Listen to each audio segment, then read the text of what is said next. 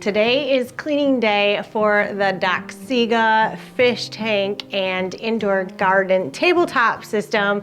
A lot of you have asked me for updates on how it's working and what I think about it, and I've had it for several months now. I really love the fish tank base on this, but if you want fish, just buy a fish tank and put a tabletop system on top of it. This is not truly a aquaponic system, which means that the water from the fish tank is feeding the plants. They are totally separate. I'm gonna walk you through how I clean it and what my process is with it. Because I have so many other things in this room, all the other grow lights that I have, I do get a little bit of an algae buildup in the tank because it's so bright in here. Just kind of roll with it, and every couple weeks I drain it out and give the fish a refresh of water. One of the very first things you want to do is unplug the system. The little pump in here is running right now, so I want to make sure that is shut off. I just pull the plug right out the back of the light, and there goes that. Then I'm going to slide this forward just a little bit so I can get behind it. And there are several plugs in the back that are for the filter on the top and for the filter in the fish. This is where it's gonna get really messy. What I usually do is lift this bar up all the way, so for right now it's out of my way.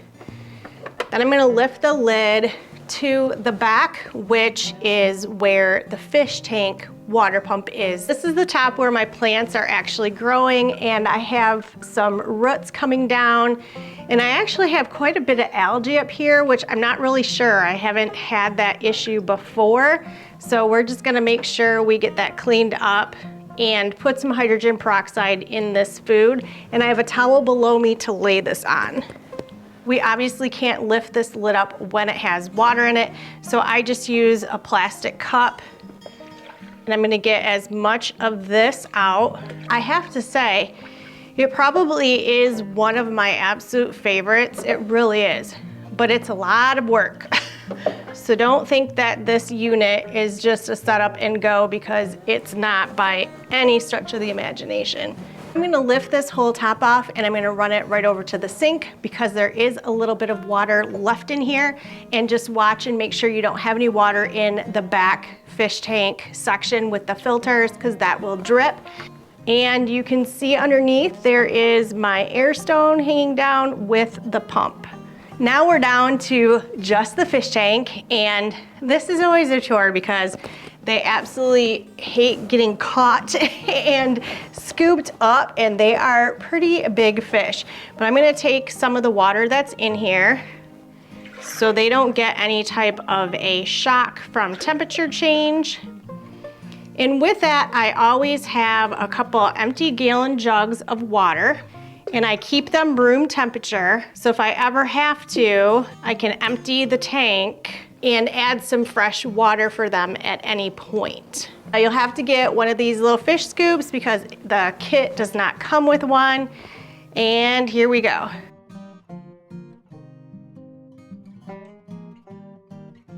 Oh, here are my fish, all happy. You can see how big they are, and they'll just stay in here until we are done. Now, because this whole tank is plastic, you're not gonna wanna just pick it up like it is and carry it to the sink. You can actually use this water in any of your other tanks, because that is truly aquaponics, using fish water to add to your plants so they get the nutrients from the fish water. I'm gonna pick this up very gently from the corners. There is still some water in here, and I will bring it back when it's clean. Okay, we're gonna put it back together, and I've got a really cool trick that I will show you here in just a second. This is the section that your plant water nutrients goes in, the plant roots sit, and it has its own pump. Then in the back section, it has another pump filtration that goes through. Underneath is the pump, and then I've added an air stone. So with the air stone, there are some sections right here where your cables go through and the cords for the light bar. I ran the tubing for the air stone right up through this, and it's kind of pinched off, but it works fine and it gets enough air down in there. I really wanted to make sure that they had an air stone. I want to show you something that I saw that is very concerning, and this could be because my goldfish are super active. When they see me coming across the room, believe it or not, they get super excited.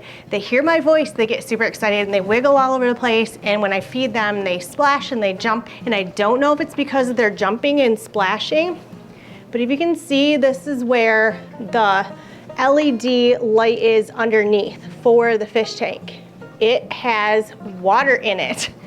And one of the little screws looks like it is actually rusted.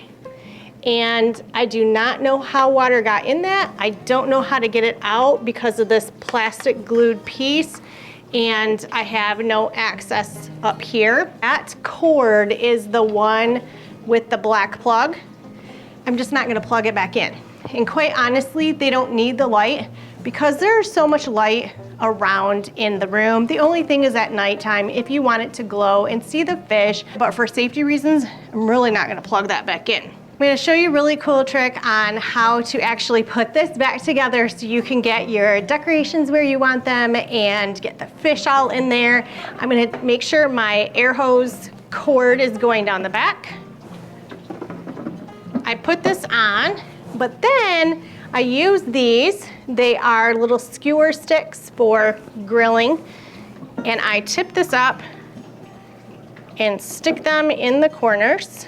Probably wondering why, because I want to make sure that all of this lines up where I want it to be, because as soon as you put this lid down, everything shifts, everything moves, and this is an easy way to make sure as I'm filling it and putting the fish without the light bar on here, lifting it up, it's a whole drama. Just if you can figure out a way to tip it or use these, it has been the best thing.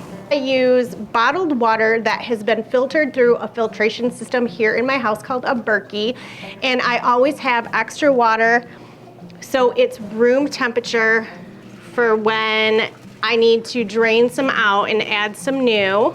And then I can still be reaching my hand in there and making sure I'm getting those stones back.